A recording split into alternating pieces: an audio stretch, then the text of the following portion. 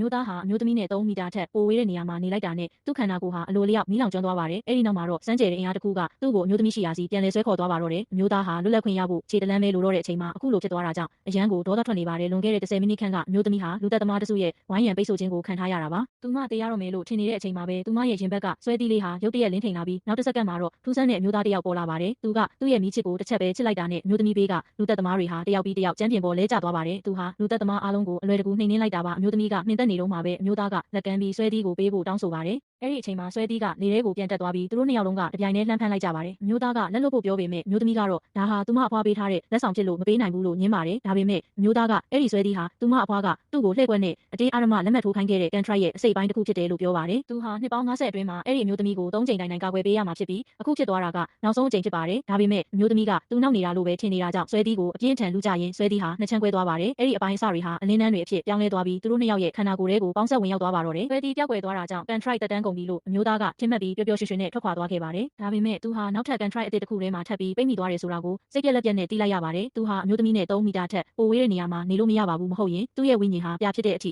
လောင်ကျွမ်းသွားမှာပါ။အမျိုးသားကသူမကိုထားခဲ့လို့မရတော့သိလိုက်ရတဲ့အခါအမျိုးသမီးကအတိုင်းထက်အလွန်ဝမ်းသာသွားပါတယ်။သူမဟာ electronic control စာချုပ်တစ်ခုကိုချက်ချင်းထုတ်ပြီးသူ့ကိုလက်မှတ်ထိုးခိုင်းပါတယ်။မိသားစုတွင်ပရိပခတွေကြောင့်သူမအတွက်တက်တော်ဆောင်တစ်ယောက်အရေးတကြီးလိုအပ်နေတာပါ။အမျိုးသားဟာသူမကိုကာကွယ်ပေးဖို့အတွက်အသင့်တော်ဆုံးသူပဲဖြစ်ပါတယ်။အမျိုးသားကအစပိုင်းမှာညှင်းချင်ပေမဲ့ control ကိုဖျက်သိမ်းနိုင်မဲ့နည်းလမ်းရှာဖို့အတွက်အမျိုးသမီးရဲ့တောင်းဆိုချက်ကိုသဘောတူလိုက်ရပါတယ်။